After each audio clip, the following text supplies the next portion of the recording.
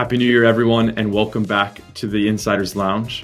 In today's episode, we'll be taking a look back at 2024 with a recap of our top 5 most viewed episodes of the year. I wanted to quickly say thank you for your incredible support throughout the year. You've given me the opportunity to connect with some amazing people across the soccer industry, sharing insights and stories that I hope have benefited and inspired you along your journey. So without further ado, enjoy the Insiders Lounge 2024 recap, packed with some of the most memorable moments from this year's top episodes. Our first episode in this recap takes us back to Season 1, Episode 20 from January, featuring Mads Davidsen, the group head of football at Right to Dream. In this episode, Mads shared fascinating insights into his childhood football career and why Danish football manager and executive Flemming Pedersen once said that he'd likely be a better coach than player. He also offered some incredible advice, including one of my favorite quotes: "Do everything, expect nothing." Yes, I grew up in a small village,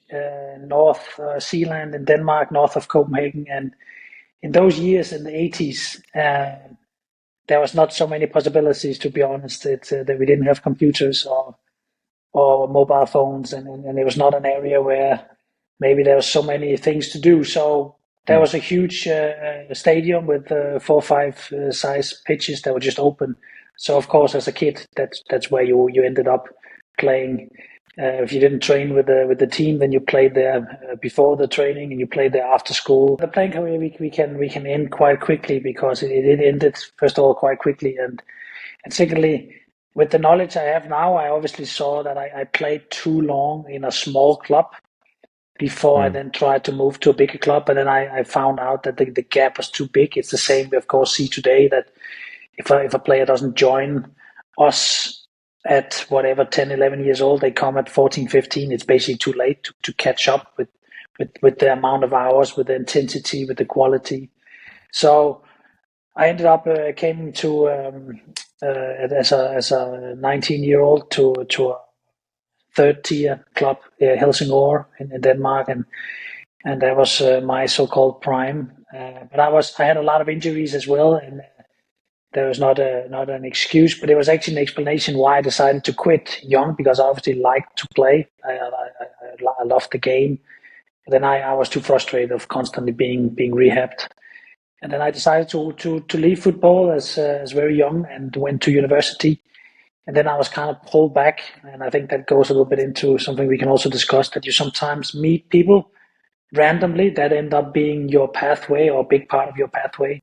So I was very lucky that my coach in Helsingør was Flemming Pedersen, who I actually work very closely with today. He's the group technical director in Right to Dream. So I've known Flemming for more than 20 years, and he was kind of my pathway into football. Flemming can be brutally honest, but he always mean it in a good way. And what he was saying to me is that he said it in a nice way. He said, "You have a much bigger potential as a coach than a player." Then that's a nice way of saying that you're not very good. But yeah. Luckily, he also meant what he said, that he saw potential in me as a coach, because I was probably a player that was curious. I was often thinking about the exercises. I was thinking about, why are we doing as we're doing? What was the purpose of this drill? Asking for, could I see some videos? This was in the DVD days, so a long time ago. But getting an Ajax DVD, for example, and watching it at home to study kind of the movement. This I was already interested in as a player, and I think that's why Flemming kind of pushed me a little bit in towards coaching. And so that's one of those pillars that you meet in your life, and that actually can have a quite defining issue with your direction in life.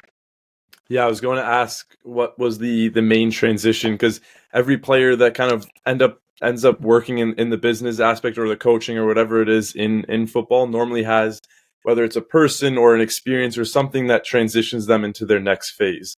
And so that next phase for you was coaching? Yeah, Flemming Pedersen was definitely the key person in that transition. And also, all the last 20 years, constantly used him. In the beginning, almost like a mentor or advisor. When I had an issue or I had a decision to make in my career, I called him to get his take. But later on, more for friendship. And now colleague and a very top human being that I really enjoy to have in my life, and of course as well to work with. But then I would say a little bit step later, I was also privileged to meet a guy called Leif Mikkelsen, who's actually a handball coach originally. He's used to coach the Danish national team in handball. But Leif, he set up, he was quite proactive in the 2000 to set up in Copenhagen a group of, he called it performance areas, where we met across different industries. So, for example, one was music or art, another one was sports, where obviously I represented football. Someone could be in the school and educational pathways, and could be from the business side. So he gathered a lot of people with a lot of interest in talent development, talent ID, talent management, etc. And I have to say, I came there as a very young and inexperienced coach, and it was a big eye opener for me to listen to what they were doing, working with talent on the Royal Ballet, for example, or what they were doing with talent management in a bank in Copenhagen. It really opened my eyes for how much there was out there to learn, and it made me rather curious. So that kind of meeting and that kind of working group, which we were kind of inspirational working group, was really also defining my key interest in moving into becoming a really professional coach, where someone also actually paid you to do it, not just volunteering. So that's probably the two key moments. For the listeners that don't know, what is Right to Dream? What is their mission, and how do you involve yourself in the project? Right to Dream is an organization that was founded almost 25 years ago by an English guy who's today my boss, called Tom Vernon. And Tom was a scout for Manchester United in Africa, and he saw obviously young kids on the street basically that obviously couldn't go to United, but he saw the potential in them if they were given the right platform. And that's kind of one of the big beliefs for Right to Dream, is actually that we provide pathways for kids. Because if you take a kid today, let's take a 10-year-old kid in Sudan, if he wants to play football, if he has a dream to become a football player, his opportunities are basically 0.0, because of FIFA regulations. The first time he meets a good coach, a well-educated pro-licensed coach, and a pitch that has been designed and a top level, is when he turns 18, meaning when he can move to Europe, for example. That's not that can't be fair to that kid. And in general, we believe that we create opportunities where others don't want to go. And that's a kind of a Right to Dream philosophy. Then, of course, we can always talk about the football part, but that's of course interesting. But actually, where we probably are mostly different as well from all other organizations with academies, is that we provide educational pathways for all students. And the big thing for me, which makes me sleep well at night, even I have 3 kids, so I always sleep well, but what makes me really sleep well is the fact that we never, when we take a boy or girl in at 11, 12 years old, give them the whole 6-year educational pathway and the football development, we never kick out the kid during those 6 years. Many clubs, they take in 10 players as 13, 5 goes out at 14, 1 goes out at 15, 1 is kicked out at 17, because they purely look at the football development. Where we see it more widely, we call our kids student athletes, first of all, because that's what they are. We try to develop leadership, character building of kids. On top of course, we are experts in developing football players. So that's of course an important aspect, but it's not the only aspect of Right to Dream. So building on that, that academy grew big based in Ghana. And then in 2016, there were so many good players coming through, so they needed another pipeline, another platform, when the kids turned 18 and could move to other continents. So Right to Dream bought the Danish club FC Nordsjælland and started to combine the Danish academy feeding talents, the African academy feeding talents into the first team of FC Nordsjælland. And after some years, a very successful transition. And today you now see players from these generations, Mohamed Kudus playing in West Ham, Simon Adengra playing for Brighton, Matthias Jensen playing for Brentford. So top level players that came through either Danish or the African Academy merged into to FC Nordsjælland. And then recently we added to the group, so now we have an academy in Egypt as well. We opened here in October. We want to replicate the model in Egypt, where there's a lot of potential but not so many opportunities. And then we just bought the franchise in May for San Diego. We will join MLS in 2025 season, and we will open a residential academy for boys and girls in San Diego, with a pipeline to Mexico as well. So another, I would say, area with a lot of potential, but maybe not so many opportunities. So we try to give pathways to kids, and we try to go into areas where others either don't dare to go or don't want to go. There's always listeners or someone interested in these interviews that might be looking at your position now, or even as we've spoken through your career and the organizations you've worked with, and go, that's something I potentially want to pursue, and that might be a passion of mine. Do you have advice for someone that wants to kind of follow that pathway? Yeah, I get these approaches, to be honest, a lot from young aspiring people, and it's always positive when they reach out, not because it's to me, but because they are curious. And I always say to them, do everything, expect nothing. That was one of my strategies, I never asked for any salary. I never negotiated any contracts. I just signed the first 2, 3, 4 contracts I had in clubs, just to get in. The point is, you need to get in. And then my strategy was always to make myself impossible for them to lose.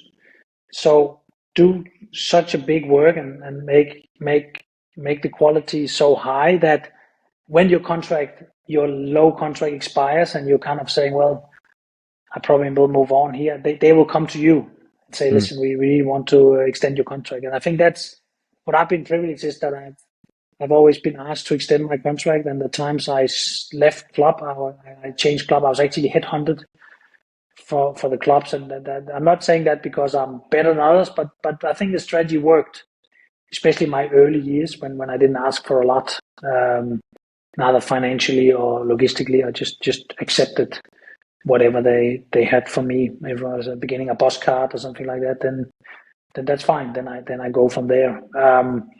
And then again, you have to. I would advise everyone to go out of your comfort zone. So don't stay in your own area. Don't stay where you're born. It doesn't need to be abroad necessarily, but at least go. If you're in the States, go to the West if you're born in the East, and so on, because it really will develop you as a person. That's where you really find out who you are, how you handle pressure, how you deal with people. So that's probably an important part as well. Our second episode in the recap is from season 1, episode 51, featuring Matt Rizzetta, founder and chairman of North 6 Group. In this episode, we explored his inspiring career path from leaving a stable job at Sony BMG to launching his own marketing agency, all while his wife was 6 months pregnant. Fast forward 15 years, and his group now owns and operates 5 professional soccer clubs, a soccer apparel brand, and more under the umbrella of Club Underdog. Chad, thanks for having me. I'm a big fan of the program. It's a pleasure to be here. So my name is Matt Rizzetta. I'm the founder and chairman of North 6 Group. We're a family office operating company based here in New York City.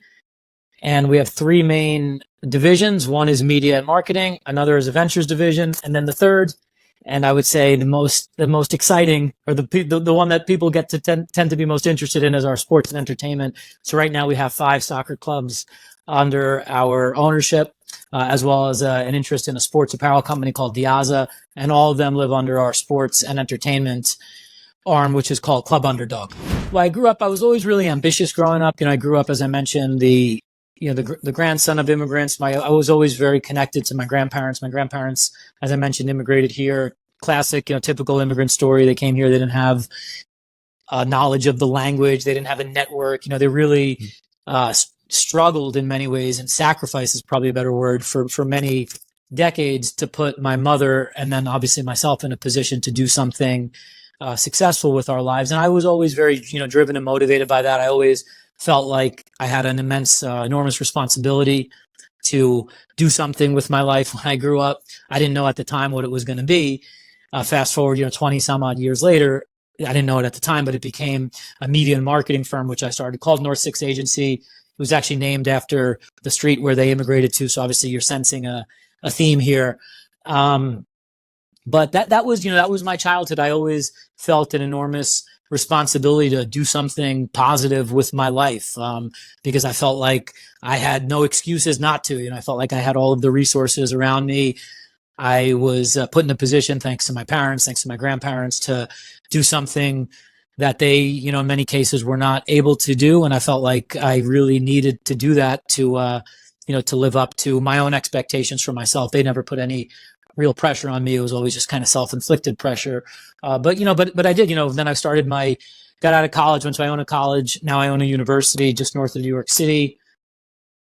Actually was a boxer briefly in college, as an amateur boxer, competed in the Golden Gloves, was never very, very good, but it did teach me a lot about discipline and work ethic and things that I think I carried with me for, throughout my career. Got out of college, took a job with Sony BMG, handled in-house marketing for them, worked with some agencies after that. And then after like only 3 or 4 years, my wife was, she was about 6 or 7 months pregnant, I think it was at the time, with our first daughter, Viviana. We now have 3 daughters. Viviana is almost 15, with Valentina, who is 13, and Simona, our little one, she's 11. And my wife was pregnant with Viviana at the time. And I just came home one day and I was like, you know what? I want to start my own business. I want to start my own media and marketing agency. And we couldn't have done it at a riskier time. She was just going on maternity leave. She was a public school teacher in Brooklyn, PS 205 at the time. I had a cushy job, was making a great salary, making a great living. But there was just something inside of me that told me, you know what, just go for it. Just do it. Go out on your own. Be an entrepreneur. Try to shake things up. And I started an agency at the age of, I think it was 26, right before my 27th birthday, called North 6 Agency. Spent about 12 years as the founder and CEO of that firm. We grew it to become one of the fastest PR and marketing firms in the US. And then after 12 years of doing that, I woke up right before COVID started in 2020, this was.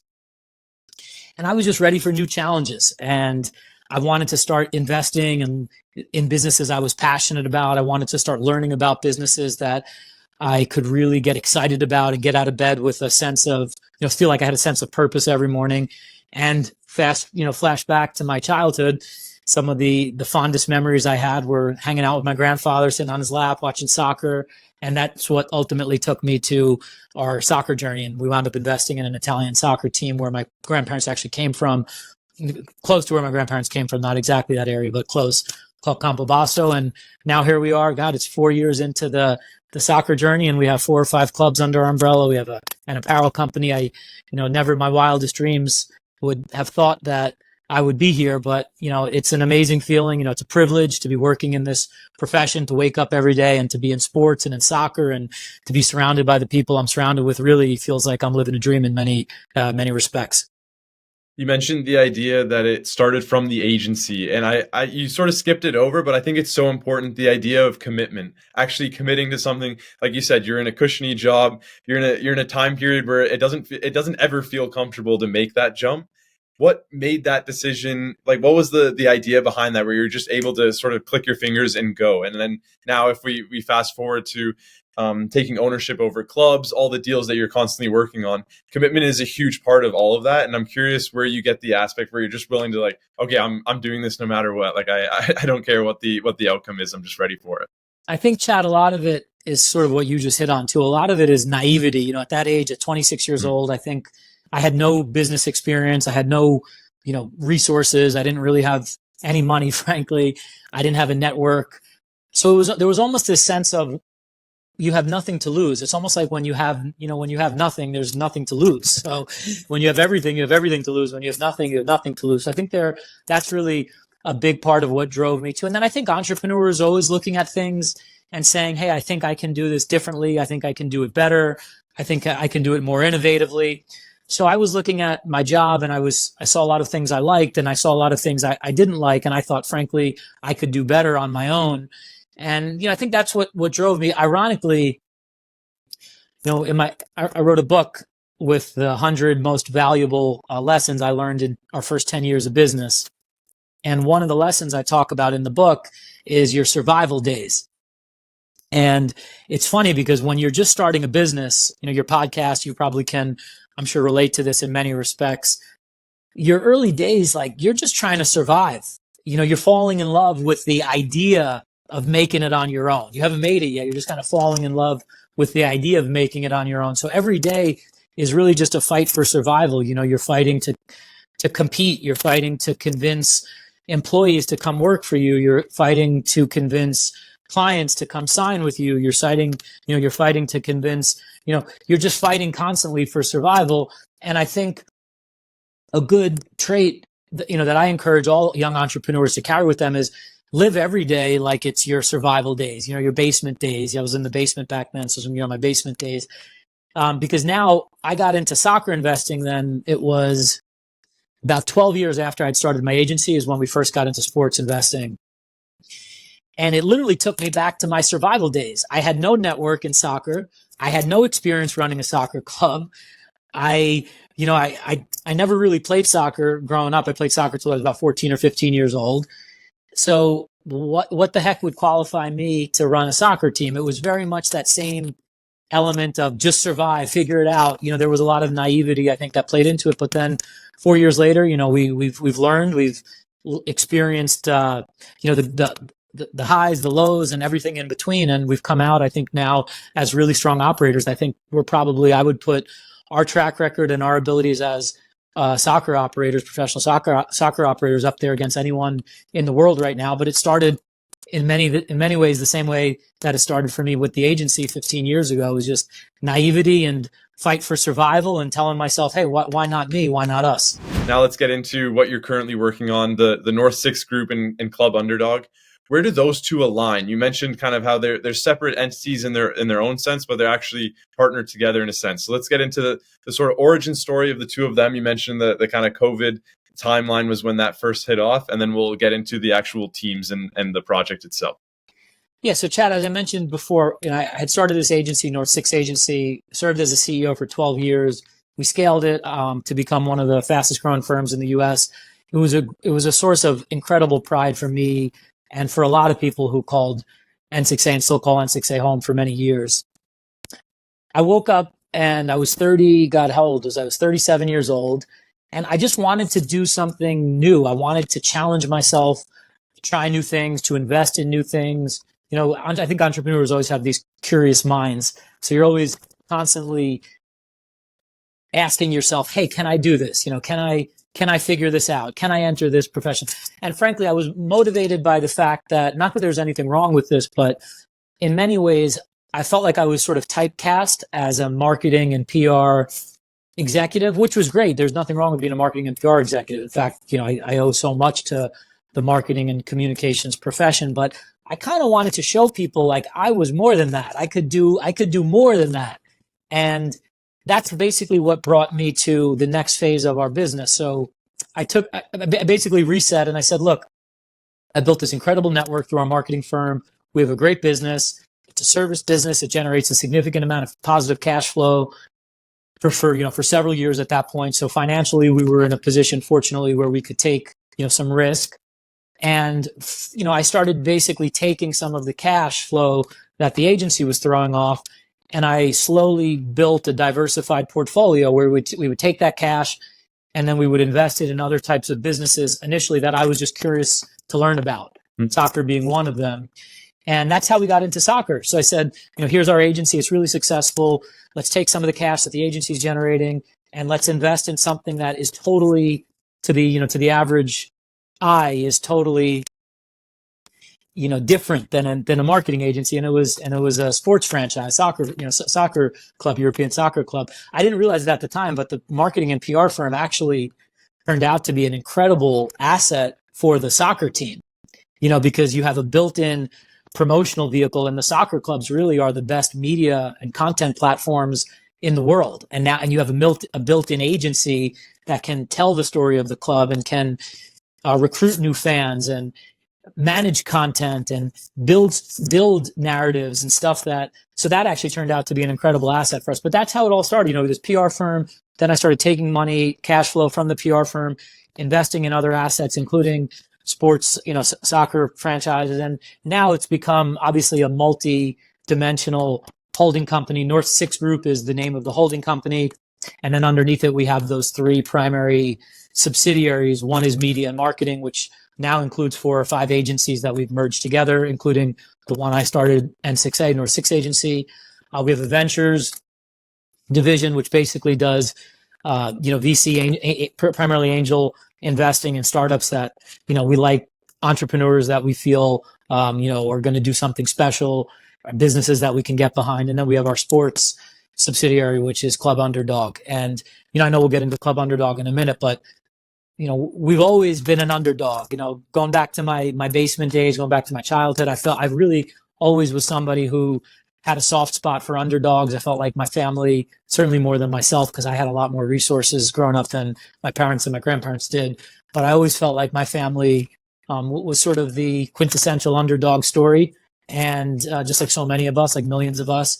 And so, we started to we didn't just invest in any type of sports franchises. We invested in franchises that we felt could really speak to the underdog journey. And Italy, now we're Club in England, obviously Brooklyn. I know we'll get into all that stuff, but they all really share the underdog journey, many in many the same ways that I feel, I did growing up, and millions of Americans that came from immigrant parents, immigrant grandparents can relate to as well. Yeah, when we look at multi-club ownership groups now, you see the City Group, you see Red Bull, you see all these other groups of like these powerhouse teams at the top divisions across Europe and across the world. I'm curious that underdog story that you mentioned sort of the inspiration of why you would go that way, but from an investment point of view, why go that route in terms of actually investing in clubs and buying into clubs? Why go the underdog route rather than trying to build up on the biggest teams in the world? Well, the first reason is because there's obviously significant capital requirements to get into a Premier League club, an MLS club, that particularly at that time we certainly didn't have. So that's number one. So obviously there's capital restrictiveness, which played a role. But I think more importantly than that, you had these MCOs, the multi-club ownership groups, were really starting to become a popular thing, back 4 or 5, 6 years ago when we started this. But as you mentioned, Chad, they really cornered sort of the elite end of the international soccer landscape. They were buying Premier League clubs, Serie A clubs, La Liga clubs, MLS clubs, with valuations in some cases well into the billions of dollars. But what we found was there was an interesting niche with these lower tier clubs that are great clubs. They have great history, great tradition. They've been around for hundreds of years in some cases. They have great fan bases. But they just needed a little TLC, like for, one reason or another, they might have happened to fall into a lower league. They might have got relegated a few times. They might have had poor ownership or poor leadership prior to us joining. So we saw those as opportunities. And I think we were like, look, instead of going to this super upper echelon elite end of the marketplace, let's go to the opposite end where really nobody was playing in that, nobody was really playing in the lower end of the market at the time. They were doing it on a one-off basis where that's not a new thing. There were foreign owners that were buying soccer clubs in the lower leagues, but it was like a one-off basis, one club in Italy, one club in Spain, one club in the lower tiers of England, but nobody was really rolling that up into a multi-club structure. So we wanted to attack that. We really wanted to be aggressive about that. And obviously Italy was the first deal we did with Campobasso. Took the club from the 5th tier, got it promoted twice. Now we're in the 3rd tier. It's been an amazing project. We've gotten amazing sponsors to back us. We've gotten incredible momentum here in the North American market. We've really exploited the North American expats and immigrants and Italian American audience, I think, in a really unique way, which has been super gratifying to see that come to life. And then Brooklyn obviously was the next step, which we'll get into. And then we're doing the same thing now in East London, which is kind of like the Brooklyn of East London. It's this gritty sort of area of London, heavy immigrant population. It's sort of the area of East London that gets overlooked at times. It's really the last neighborhood of the greater London metro area yet to be gentrified, but it's got amazing talent. It's super rich with soccer and football tradition and something, Daggers, Dagenham, and Redbridge.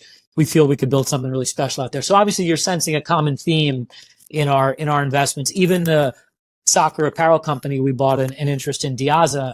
This was a This was an apparel company that was founded by a former soccer player, Diego Hurtado, Colombian immigrant, came to this country with nothing, made it, built a really special apparel company. I think he's going to take down, and we're going to take down together, a lot of the big boys in the global soccer apparel space. But that's very much an underdog story too. Even though it's not a club, it still shares our underdog value. So you're obviously sensing our theme here. Our third episode in the recap features Stuart Mayers and Daniel Hall, where we took a deep dive into the announcement of Mauricio Pochettino becoming the manager of the U.S. men's national team. After brief introductions from both guests, we explored their initial reactions to the news and gained insights into the negotiation process required to bring someone of Pochettino's caliber into the U.S. Soccer Federation. And without any further ado, I would like to officially welcome Mauricio Pochettino as the US men's soccer head coach. Yeah, thanks, Chad. Thanks for having me back. I graduated from college or university in the UK with a sports science and biology degree. Joined Prozone Sports, at the time a leader in performance analysis, trying to basically implement, event and tracking data into clubs using software and tech and trying to maximize kind of the performance analysis functionality within clubs, and then moved with Prozone to be the US general manager, working at all levels, of the US soccer pyramid, development academy, showcase games that started in 2011, working with the men's and women's national teams. I worked with the US men's national team in South Africa, more on the set pieces. And then, transition to, the women's side and help there with a range of different kind of processes for the London Olympics and the World Cup in Canada. After that, I was 7 years at DC United as the technical director and general manager of their USL affiliate at the time, Loudoun United. And now I'm consulting with clubs, federations on organizational strategy and design, team strategy, and some transfers as well. My name's Daniel Hall. I'm CEO of a multi-club ownership group called Club Underdog. We have 4 teams right now. One is in Italy, Serie C, Campobasso, which are actually playing at this moment. And we have a team in England called Dagenham and Redbridge, which are in the National League there. And on top of that, we are excited to have 2 Brooklyn franchises, Brooklyn FC. Brooklyn FC women are playing now in the USL Super League, the new women's Premier Division 1 league in the US. And we have Brooklyn FC men coming to the USL in March of the new season in 2025. But it's great to be on and looking forward to having a great conversation. So let's first get into their initial reactions when they heard the news of Pochettino signing with the U.S. men's national team. I think it's a really exciting hire. I think most of the country is pretty excited, right? I think when you've been involved at that international level and you've had a little bit of success in it, it's natural that you become a supporter and become a fan. And I think it's good timing for US soccer. They've got a little bit of momentum on the back of obviously, hiring Gemma Hayes, which was a good hire, knows the landscape, knows the players. But I think it's a signing that they needed to do. And I think it was a pretty much a no-brainer, for those guys at US soccer, even though you still have to execute the deal. I think it was pretty straightforward for them, given the quality of the candidates that was, one out of work and available, but also the level of quality of the coach. And, they're getting a top 5, probably worldwide coach who can draw in the Hispanic and Latino markets, who first and foremost is used to working with high quality, international players, and at a time where US soccer needs to win. And I think, kudos to, Matt Crocker and those guys at US Soccer, who've probably had a little bit of a bumpy ride over the past few years. But I think this is a good hire. I think it's a good hire for US Soccer. I believe the contract is through the end of the World Cup, which I think is probably perfect for Pochettino. He can come in, stamp his authority, get to work right away. And, it's not like they're working with a bunch of players that are downtrodden and not fit for purpose. I think it's a good opportunity for him to work with a good young bunch of players that can probably fit his style of play. And he wouldn't have taken this job, I don't think, if he didn't feel as though he could be successful. So the whole kind of aura around this kind of hire seems really positive, and I'm really looking forward to how it kind of shapes up in the first game.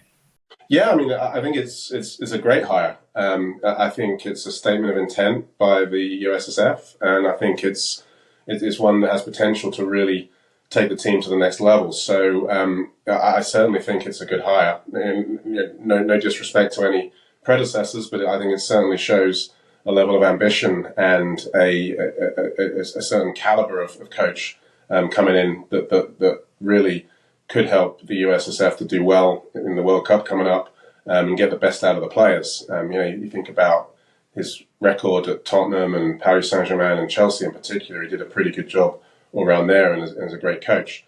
In terms of what it means for us, I mean, on one level, increased buzz around the soccer ecosystem in the US is clearly a good thing, especially as anticipation builds for the World Cup in 26.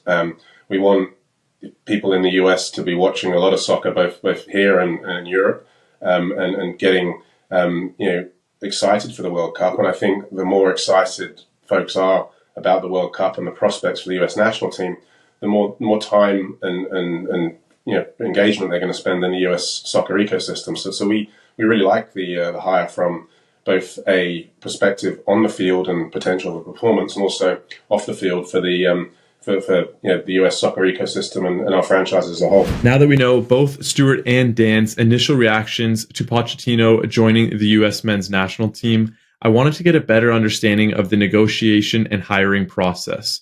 Why did Pochettino sign for the US, and why did the US want Pochettino as their new head coach leading up to the 2026 World Cup? Yeah, first and foremost, I think, this is driven by the fact, obviously, that there is a World Cup on home soil, in 2 years' time.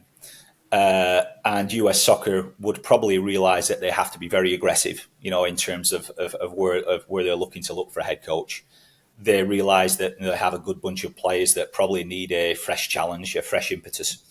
And first and foremost, I think, as I said before, I think the candidates that are available, that are, first of all, out of work in general, you would look for people that are out of work, right? It doesn't cost you as much money to get them out of the contracts, even though, I believe that, there's probably going to be, a bit of gardening leave payment that US Soccer would have had to pay, but, nothing like probably the payment that they would have had to buy a head coach out of a current contract. So, I think in that first instance, they would have done a lot of kind of data analysis on Pochettino or the top clients that potential clients that they want to try and hire, and look to maximize the talent pool that they've already got. I think for Pochettino, probably they would had a checklist in terms of high quality coach, used to handling pressure, used to working with young players. Can he set the right culture? And you would go into these negotiations being quite aggressive, but being also quite aggressive to the representatives of Pochettino and his staff to say, do you want to do this? Because ultimately, they've got one shot at this, right? So it would have needed Pochettino to be very open to coming to the US and being wanting to develop the US and move it forward. And I think it's an unbelievable job to have. He would recognize, I think, being out of work as well, that this is a kind of a good challenge for him. As I say, he's not signing probably a 6-year contract, right? He's got a 2-year cycle right now to develop these players. And I think US Soccer have pushed the boat out quite rightly and got the best guy for the job. Now it's almost down to the coach, right? The pressure is not off, but US Soccer have hired the guy. They've done their job. It's the best possible hire that they could have made, I think. There's no time for, transitioning. There's no time for bedding in a young American coach. Although probably I think this will come with a stipulation that I would imagine that there's some kind of American-based coaches that are allowed to be close to this situation. I would pretty sure that would happen, given the fact that, maybe if things don't go well, that, there is a coach there on the US side that, can learn and draw in some of this information and experience from being in a World Cup cycle, because it's totally different. It's a totally different cycle than working at a club level. It's ruthless. Like, you have to win probably at least 7 games to progress to a World Cup final. And that's hard. That's completely different. And that will be the issues that this new coaching staff will face kind of moving forward. Yes, so I think there's 2 factors, and this isn't actually that different to any hiring process, really.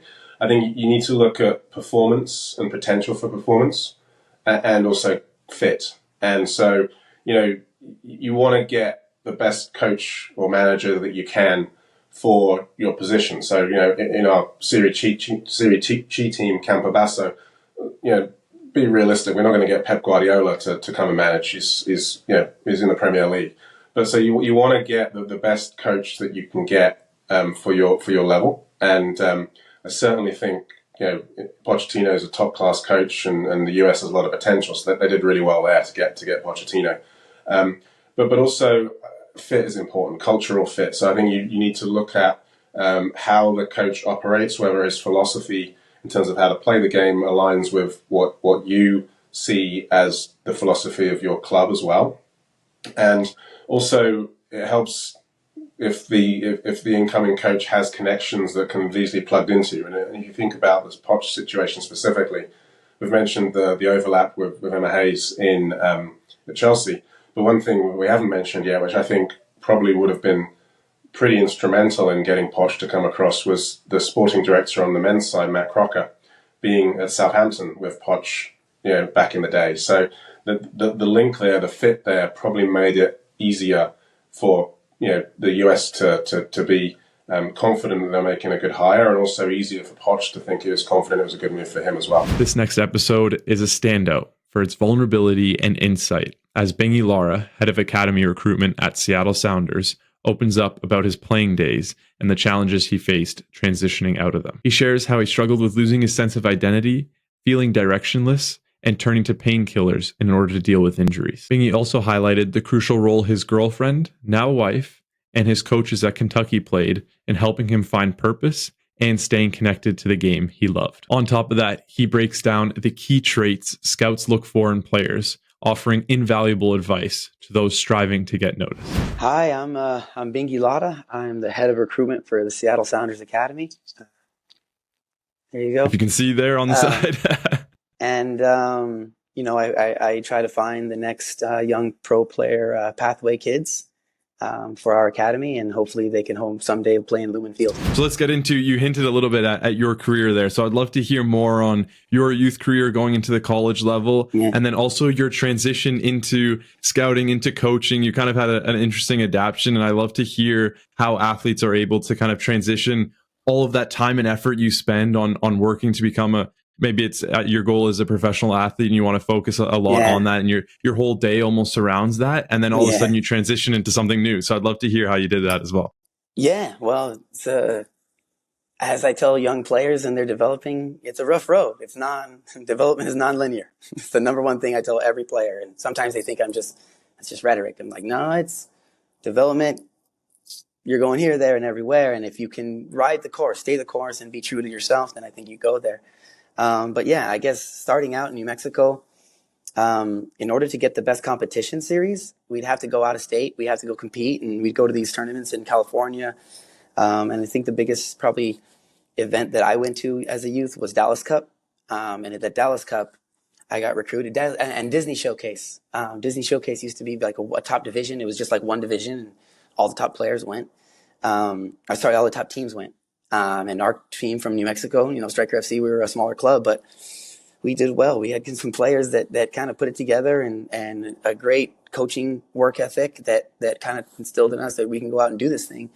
And a few of us got lucky enough to get recruited and get moved on. And with none of that happens without your teammates, right? I know that in scouting and recruiting now. Like, if you're not in a team that's doing the business, then it's very hard to get scouted.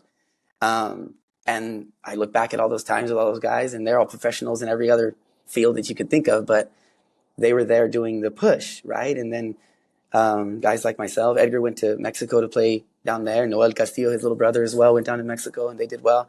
And then, a couple of us played university in Division I, and that was like unheard of, really. Like a couple out of the same Southern New Mexico team would be doing that. But I went to Kentucky, and I remember my mom was like, "Where's Kentucky? Like, what do you mean? Show me on a map what we're going to do." Because when I went on my visit, I went alone. She had not been. But I just loved the visit, and I loved the school, and I loved the idea of how competitive kind of everybody was in the environment. And I was like, I want to try myself into this, and I splashed out. One of the schools I almost went to was University of New Mexico, who did really well. I think my freshman year, they went to the national final. So my head was like, well, always should I have gone or not? But I think it was good for me to get out and kind of see myself as whatever. And the play, as my career kind of tailed off, my knees were starting to deteriorate a bit, and I was starting to recognize that. And I just didn't know if I was going to carry on and play professionally. But I knew that I loved the game, but I had no direction. If I'm being totally honest, like I'm talking no direction. And through my surgeries, I had and this is where I'm going to get kind of honest with you, Chad, I started to get into pain management with these pills, right? And it was whatever I was doing. I didn't think, honestly, there was a point where I didn't think necessarily I was all the way managing that pain management, certainly. But through that, Ian Collins, Jeff Chaney, Matt Wilkerson, these guys, Jeremy Groves, they brought me in as a staff member. They called me a student assistant because I hadn't graduated yet. And I think, honestly, I look back now at kind of thing and helping people through moments. Ian Collins, I think he knew that I needed help graduating college. So I needed something to go to. I needed a class to attend. I needed to go to trainings and make sure and be accountable. And he just knew my personality type.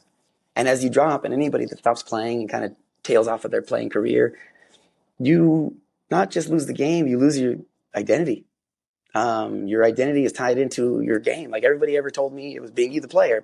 And that's how I was. And all of a sudden, you're not Bingy the player anymore. You're just another person in the planet, to be honest with you, if you haven't started another thing.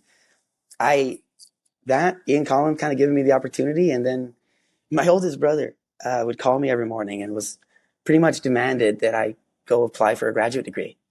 And was like, so you got to do that. And so you make sure you finish this. And and he's persistent in that way. And Ian Collins is persistent. And my mom is persistent. And through all that guidance, I haven't touched a pill since that time frame. And a decade out of that, maybe more than a decade out of that. And the reality is, it's the support and the love of now my now wife. She was my girlfriend at the time, and she kind of told me, you're a little bit different when you're on those kind of, and I don't know.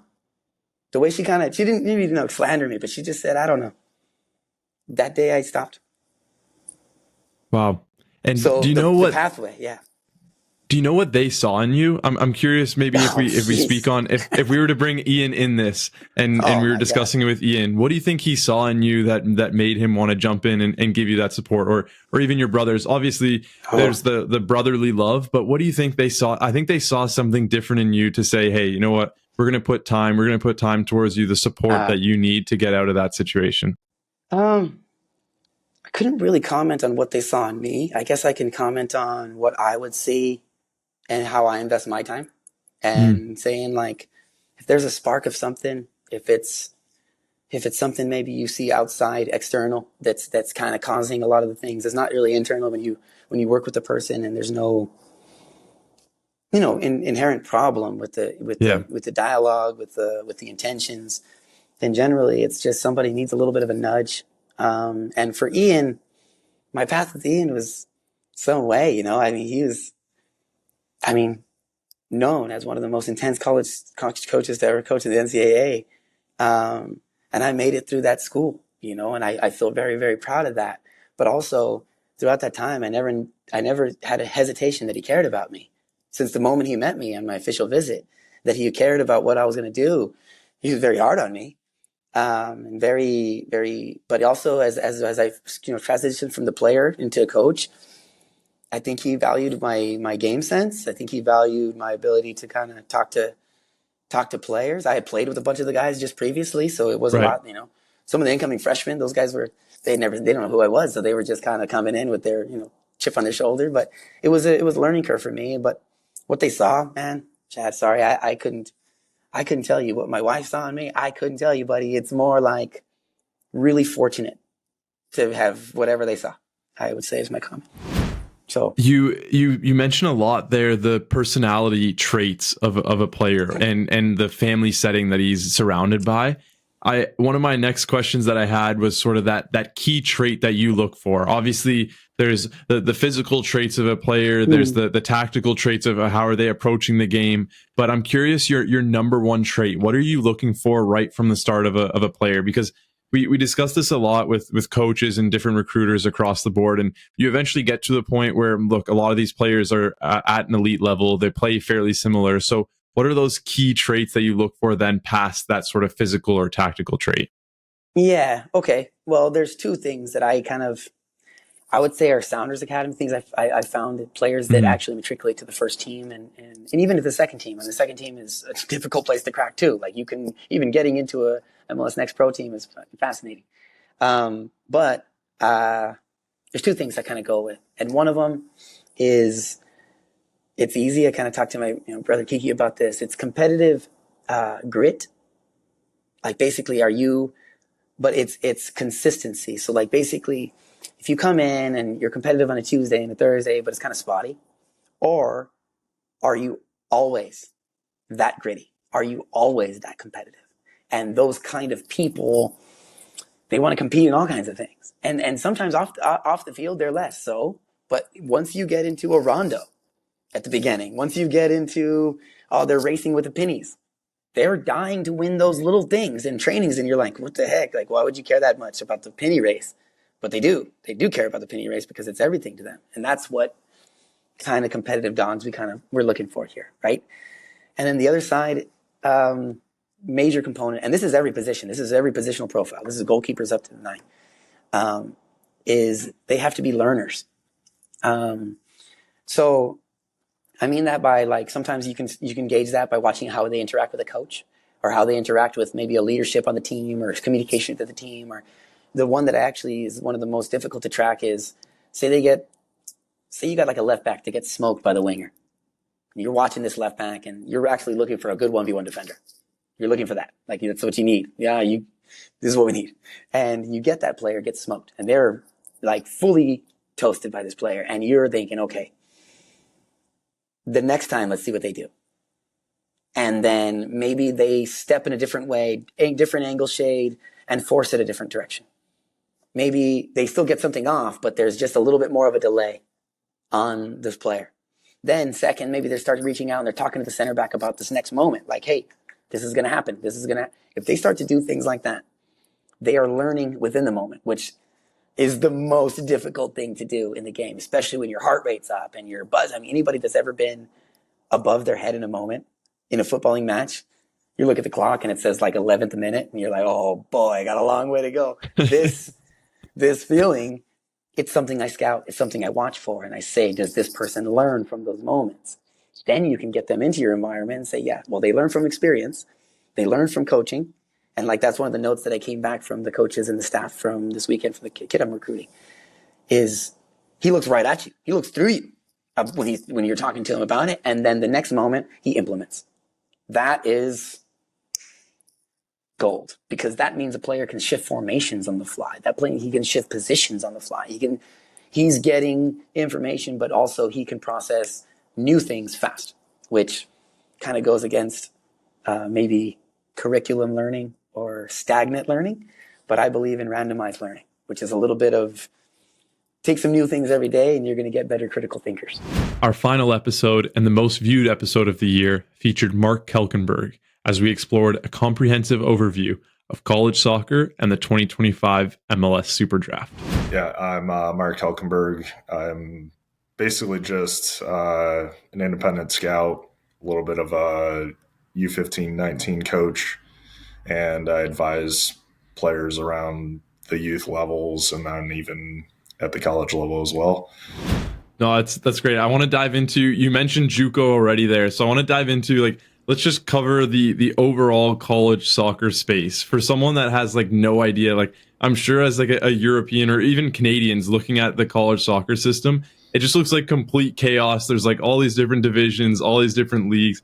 Can you kind of just dive in and give like a brief summary of sort of what we're looking at in the college space? And then we'll probably dive into a little bit more of the NCAA realm because that's kind of what heads into the draft. But if you can just first give like a general overview of what college soccer looks like. Yeah, so for sure, it's like I think it viewed around the world as an amateur league. I think I've heard some opinions like, "Oh, what college? Like, what's that? Like, they're amateurs."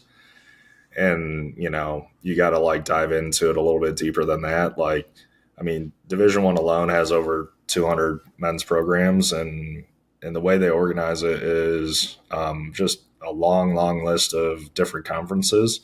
And like, for me personally, I think that there's a handful of top or the most highly competitive conferences. Like any team could beat any team on any given day, and that's kind of your ACCs, Big Tens, Sun Belt, and Big East, maybe Atlantic 10. But then you get like, obviously with the College Cup coming up, you get some of these conference winners or other conferences that aren't as notable, but obviously the top teams in those conferences can compete with the most talented conferences. But yeah, like American East, AAC, and like the West Coast ones, West Coast, Western Athletic, and even Ivy League.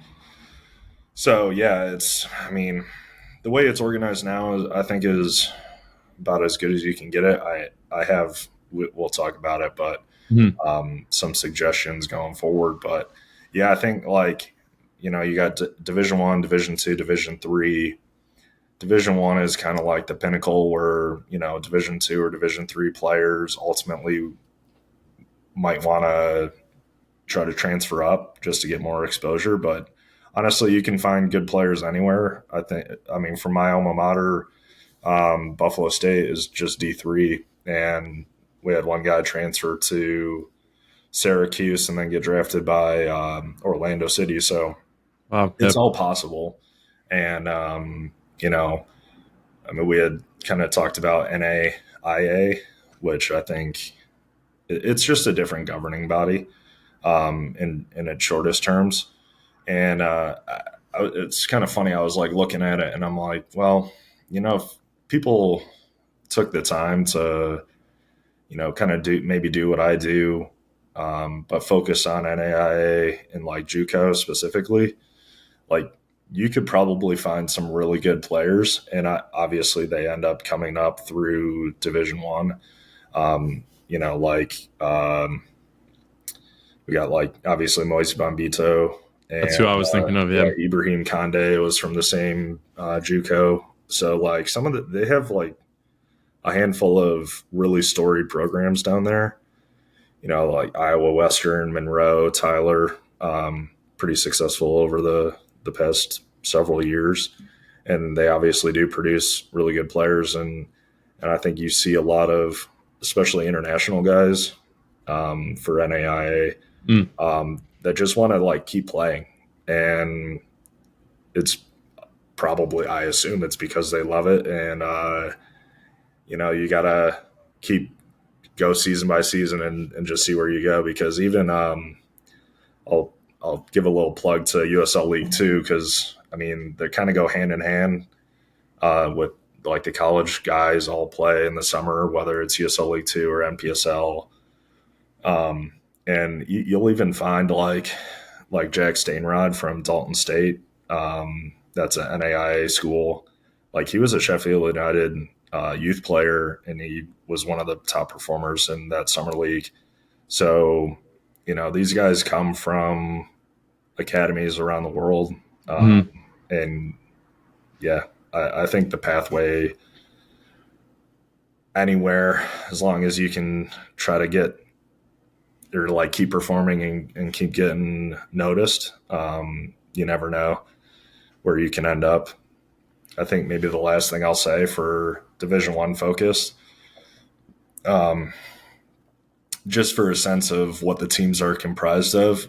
So you get a lot of like the top academy guys, whether it's ECNL, USL Academy, and obviously MLS Next. You get like some of the state, like high school top performers, like obviously Ransford Guion is kind of the current guy who like just shines a light on the Gatorade like National Player of the Year, and you get a bunch of Gatorade State Players of the Year, like KK Bafor with Notre Dame and things like that. And obviously you get a bunch of internationals from some of like all the top academies or top teams that you'll see in Europe. So like Tottenham, Bayer Leverkusen, Girona, Munich, like all over these guys. And it's kind of wild. Like some of them even like have played in the top tier of their home country in Europe. So yeah, these guys aren't like, it's not the days of, 30 years ago where these guys like really had no technical ability. And they're now telling you, oh yeah, I used to play D1 Yeah. and the guys in a men's league. And you're like, this guy is brutally bad. Like, I think that might be what some fans envision because they have these like men's league stories of the guy who used to play D1 who's just not good at all. But this like new generation of players, they're up there, and you can see why they translate to some extent, and even at the highest level. We'll get into the super draft then. So explain. If you're looking at it like from the American perspective, it's nothing really like the NFL draft or the NBA draft because it's not kind of the formal pathway to get into professional soccer. But then if you're looking at it from like the European perspective, you're like, what even is a draft? Like I have no idea what's going on here. So if you could just give us kind of a rundown of what that looks like, what the college showcase is, Generation Adidas contracts, all these different sort of aspects that you have around the draft itself. Yeah. So we'll start with the American viewership. And I've even seen like mock drafters kind of get aspects of the draft, of the super draft wrong because players don't declare for the draft. It's not like the NFL where, oh, well, is he going to come out and like declare for the draft? Like, so basically the way it works is every year there's an eligible players list. And that list is formed, so it's like probably 380 to 400 players, but for conversation, we'll just say 400.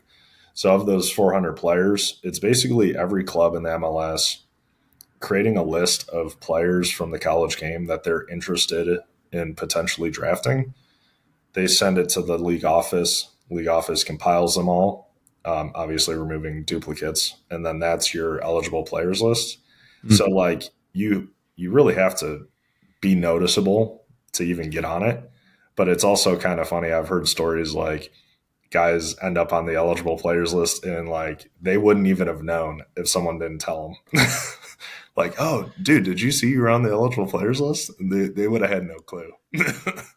So, yeah, it's not up to the players. It's, obviously you have to perform.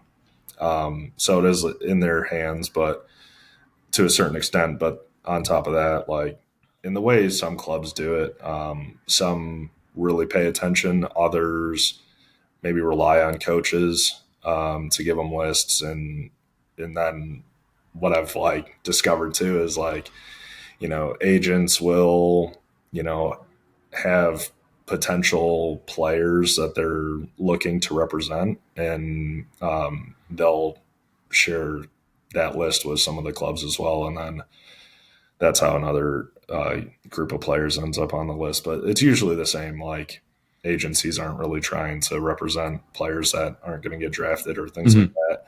And actually, one of the ways that it works is some agencies will call up the club and be like, hey, who are you interested in drafting? They don't know anything about the player. But then they'll be like in their DMs like, oh, well, like I love your style of play, because they know that they're on a draft radar. So that's like one of the aspects that I've found interesting, because it's like a complete 180 from how I would do things, where I find a player that I really like and I'm like, this guy should be like seriously considered for the draft, and like, finding it that way rather than, going to the club and then approaching the player from there. Not that I'm an agent, but yeah, it's just kind of an interesting thing from that perspective. For GA contracts, obviously that changed a little bit last year. Sophomores are now eligible. So you don't, in the past, it was always, freshmen or sophomores. The only way that they could be drafted by a team would be through one of these GA contracts. And basically, it's not like, well, the simplest way to say for a GA contract, it's a multi-year guarantee. And let's see, there's like another aspect of it. Oh yeah, you have to be nominated by a team to get it. So there's already been one signed for this year. I don't think it's been announced, but I think like 9 teams nominated the kid. So he was like a surefire GA. Then you get some of the freshmen in the showcase that are kind of like right on the fringe, to where they're kind of playing for the opportunity to be nominated for a Generation Adidas contract. But yeah, it's a little different than like your kind of league kind of minimum contract that some of these draft picks end up having to take, because it's you have a guaranteed like 3 years, depending on like at minimum. So that's like one of the aspects for that. It's pretty valuable for players. Like, I mean, just because at this point, anyone I feel like can get a GA deal. Like there's a sophomore who should be getting one. He doesn't need it to go pro, but it's a nice thing to have because, again, it's a multi-year deal rather than like a 1+1 or a 2+1 type deal with like the club options and things like that. Because you see a lot of turnover with some of those. They're almost like trial contracts in a way. Like you're on a year-long trial, and then you potentially could get bounced out of the club pretty quickly.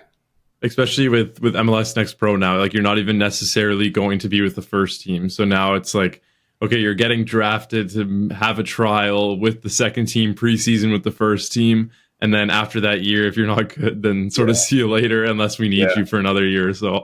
Exactly. And it's kind of a thing that we're seeing, and it's just kind of a little bit of an impatient business, I guess, because especially with the draft or this population, because, you kind of have to prove your worth, because if you don't, we got another draft to do.